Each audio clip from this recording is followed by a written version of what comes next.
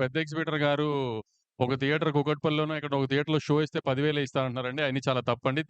కూకట్పల్లిలో maximum fans షో‌లేసింది మా ద్వారానే ఏసారండి.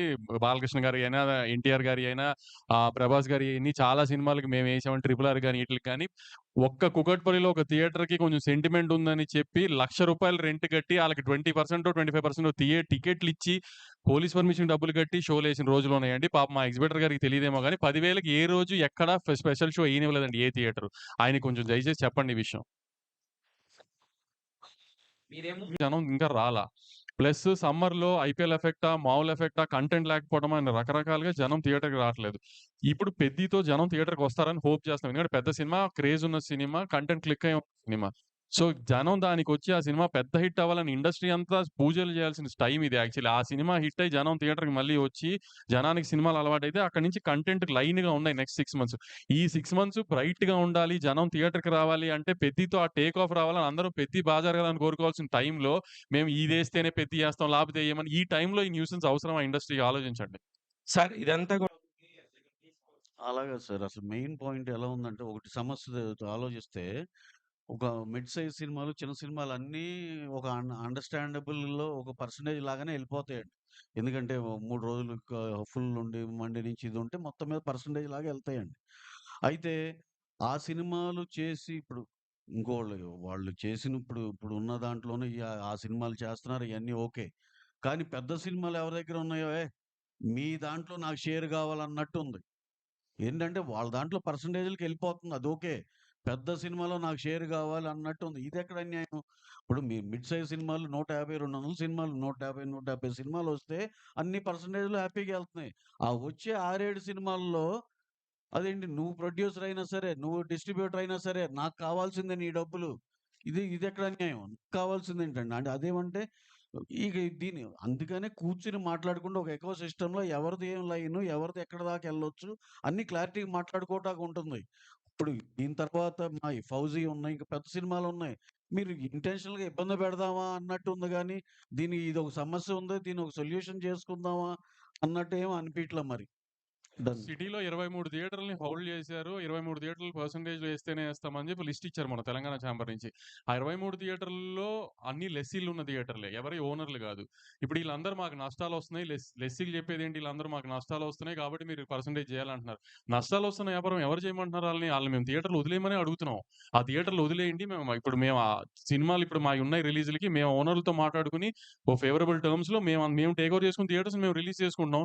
మీరు లాస్ వస్తుందంటున్నారు కదా! లాస్ వస్తున్నా థియేటర్‌లు పట్టుకొని ఎలాడాల్సిన పనేముంది? వదిలేయొచ్చు కదా! అంత త్యాగాలు చేయాల్సిన అవసరం ఏం లేదు కదా! వదిలేయొచ్చు కదా థియేటర్‌లు. మరి లాస్ రాకపోతే ఎందుకు పట్టుకొని ఎలాడుతున్నారు థియేటర్‌లని?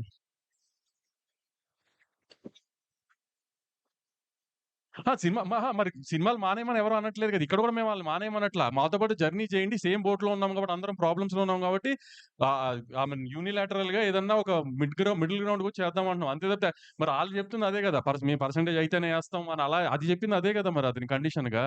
ఇప్పుడు ప్రొడ్యూసర్ ప్రాబ్లమ్‌లో ఉన్నాడని అతను ఆలోచించి ఏం మాట్లాడట్లేదు కదా! అటు ఎగ్జిబిషన్ సెక్టర్ నుంచి ఎవరు. మరి దాని అర్థం ఏంటి ఇంకా?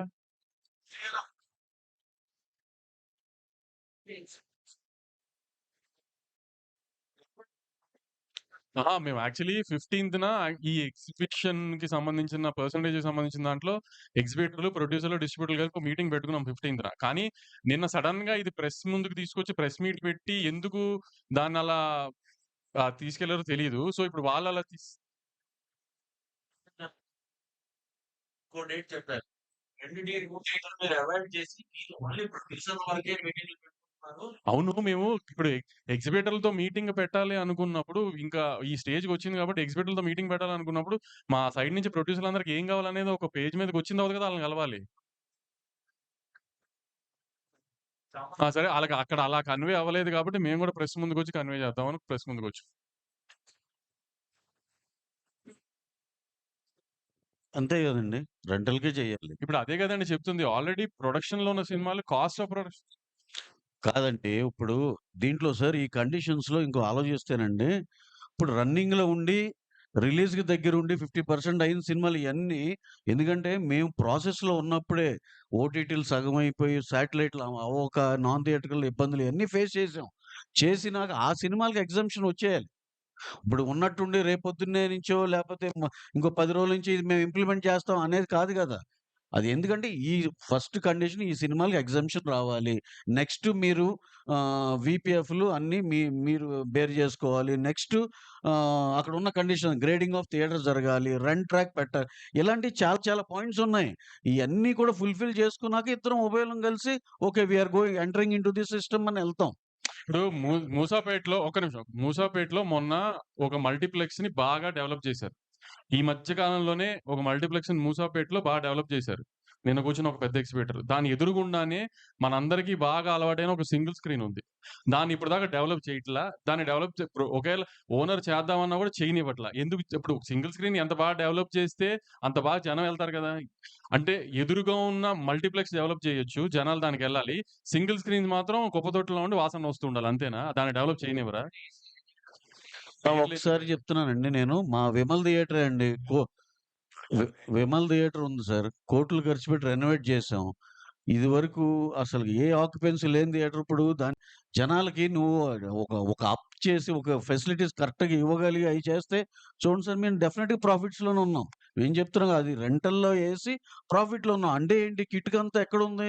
థియేటర్‌ని రెనోవేట్ చేయండిరా నాకు శుభ్రంగా వాళ్ళు వచ్చి హ్యాపీగా ఎంజాయ్ చేసి ఎళ్ళే ఫెసిలిటీస్ ఇవ్వండి. టాయిలెట్స్ బావుండాలి, ప్రొజెక్షన్ బావుండాలి, సౌండ్ బావుండాలి, సేఫ్టీ బావుండాలి, సెక్యూరిటీ బావుండాలి. లేడీస్ వచ్చిన ఫ్యామిలీలు సెకండ్ షో‌లకొచ్చినయి ఇయన్నీ కలిపి డెఫినెట్ ఫుట్ ఫాల్స్ పెరుగుతాయండి. వైజాగ్ ఉంది. వైజాగ్‌లో ఫ్లెక్స్‌ల కంటే సింగిల్ స్క్రీన్స్ రెవెన్యూ ఎక్కువ. ఎందుకంటే అక్కడ జగదాంబ గాని, మెలోడీ గాని, శరత్ గాని, సంగం గాని ఈ థియేటర్‌లన్నీ చాలా బావుంటాయి వైజాగ్ సింగిల్ స్క్రీన్స్. కాబట్టి దాని రెవెన్యూ ఎక్కువ అక్కడ ఫ్లెక్స్‌ల కంటే. ఇక్కడ కూడా సింగిల్ స్క్రీన్స్‌ని చేస్తే రెవెన్యూ పెరుగుతుందేమో తెలీదు గదా! ఇప్పుడు మల్లికార్జున భ్రమరాంబ ఒక పెద్ద ఎగ్జిబిటర్ దగ్గర లీజ్‌లో ఉన్నాయి. గత 20 ఏళ్లగానో, 10 ఏళ్లగానో. దాన్ని ఎందుకు డెవలప్ చేయట్లా? ఎందుకు దాన్ని బెటర్ చేయట్లా? శ్రీరాములు ఎందుకు బెటర్ చేయట్లా? గోకుల్ ఎందుకు బెటర్ చేయట్లేదంటే ఎవరి దగ్గర ఆన్సర్స్ లేవు గదా! అయన్నీ చేయట్లేదు గానీ దాని చుట్టుపక్కల అన్నీ వస్తున్న మల్టీప్లెక్స్ అన్ని మంచి మంచి మల్టీప్లెక్స్‌లు వస్తున్నాయి. ఆ మల్టీప్లెక్స్‌లకి రెవెన్యూ ఎళ్తుంది. ఆ మల్టీప్లెక్స్‌లకి ఫీడింగ్ ఎళ్తుంది. కొన్ని రోజులు మీరు నిజంగా సింగిల్ స్క్రీన్స్ గురించి అంత ఆలోచించాలి. కొన్ని రోజులు మల్టీప్లెక్స్‌కి ఫీడింగ్ ఆపేసి సింగిల్ స్క్రీన్స్‌కి సినిమా ఇవ్వండి. మల్టీప్లెక్స్ ఉన్న చోట మల్టీప్లెక్స్ ఇవ్వకుండా పక్కన ఉన్న సింగిల్ స్క్రీన్‌కి ఇవ్వండి. అంత నిజంగా సింగిల్ స్క్రీన్ మీద ప్రేమ ఉన్నోళ్ళైతే ఫస్ట్ మీ మల్టీప్లెక్స్‌లో షోలు పడిపోవాలి. అంతా అయిపోయిందో సింగిల్ స్క్రీన్‌కి సినిమా ఇస్తున్నారు. కొన్ని కొన్ని చోట్ల సింగిల్ స్క్రీన్ ఉన్నా మల్టీప్లెక్స్‌కి ఇచ్చి సింగిల్ స్క్రీన్స్‌కి ఇవ్వరు బీసీల్లో. మీ మీ మీ ఫ్లెక్స్‌లు ఉన్న చోట. అట్లాంటప్పుడు మీకు ఎగ్జిబిటర్ గుర్తురాడు, సింగిల్ స్క్రీన్ గుర్తురావు, ఏమీ గుర్తురావు. మీ ఫ్లెక్స్‌లు గుర్తొస్తాయి. మీ రెవెన్యూ గుర్తొస్తుంది. ఈ ఏదన్నా పక్క పెద్ద సినిమా వస్తుంది, ప్రాబ్లమ్ ఉందనగానే మీకు ఎగ్జిబిటర్‌లో సింగిల్ స్క్రీన్స్ గుర్తొచ్చేస్తాయా? టైం పడుతుందో మాకు పరిస్థితి చెప్పే టైం పడుతుంది. ఎందుకంటే మాకు వంద ప్రొడక్షన్ సినిమాలు కాస్త కూడా సార్ వంశీ గారు అండ్ రవి గారు, ఇప్పుడు ఇది బయట చూస్తున్న వాళ్ళందరికీ కూడా కొత్తగా ఎస్విసి అండ్ ఏషియన్ ఫిలిమ్స్ వాళ్ళు ఒకటైపోయి, మైత్రి వాళ్ళు, సితారా వాళ్ళు ఒకటైపోయారు. వీళ్ళిద్దరి మధ్య జరుగుతున్న ఇది వారు దీనికి సంబంధించి అన్నట్టుగా బయట ప్రొజెక్ట్ అవుతుంది సార్. ఛీ! ఇది ఛీ! ఛీ! అంటే కాదు. నిజంగా అసలు 'సితారా'కి ఒక థియేటర్ లేదు. 'సితారా'తో వార్ ఎందుకు?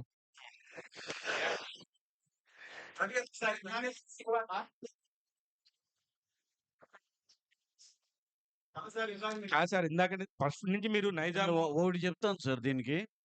నిజంగా మాకు ఇప్పుడు ఒక సినిమా తీస్తున్నామండి. లాభం పడుతున్నాం.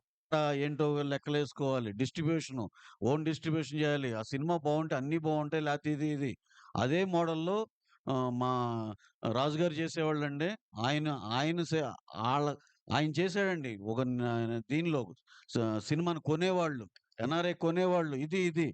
కళామ తల్లికి మన సినిమా రంగానికి ఆయన నిజంగా డెఫినిట్‌గా ఆయన ఆయన కాంట్రిబ్యూషన్ ఆయన చేశారు. ఆ ఆఫీస్ చేసింది. ఏది ఆ పాత దీనిలో. పక్కన ఆయనేంటండి అసలు ఏమన్నా సంబంధం ఉందా? నువ్వు స్క్రీన్‌ల మీద స్క్రీన్‌లు పెంచుకుంటా ఎళ్లి 250, 230 పెంచేసుకో నువ్వు. నువ్వు వచ్చిన డబ్బంతా లోపలేసేసుకో. ఇప్పుడేంటి అక్కడ కూర్చొని ఆ చైర్‌లో కూర్చొని ఇదేంటి ఇది అన్యాయం జరుగుతుంది. సింగిల్ స్క్రీన్ అన్యాయం అవుతుందని మాట్లాడితే ఆయనకుందండి. ఆ అర్హత ఆయనకుంది మాట్లాడటానికి. ఎందుకంటే వాళ్ళు కొన్నారు. 'శిరీష్' అన్నకి అంటే ఎస్‌విసి ఆఫీసు ఎన్ఆర్ఐ సినిమాలు కొన్నారు ఇప్పటిదాకా. సో, 'శిరీష్' అన్నకి కష్టం సుఖం తెలుసు. హిట్ వస్తది, ఫ్లాప్ అయితే మంచి మైక్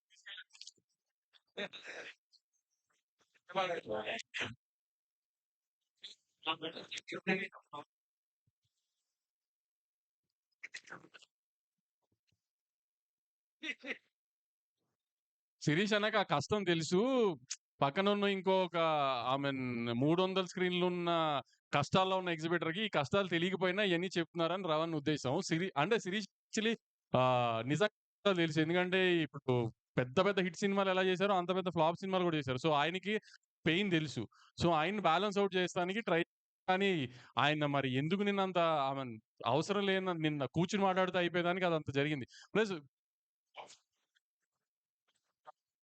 మీరు చిత్రరాజు గారు చేశారు. ఎందుకు మళ్ళీ ఇటు మైత్రికి మారాల్సి వస్తుందంటే ఏంటి రోజు ఒకటే రెస్టారెంట్ లో తినాం కదా, అప్పుడప్పుడు మారుతాం కదా, అలానే మూడొచ్చింది మారాలనిపించింది మారాను అంతే. అది మీరు రాజుగారిని శిరీష్ అన్నని అడగాలి, అది నాకు తెలియదు కదా.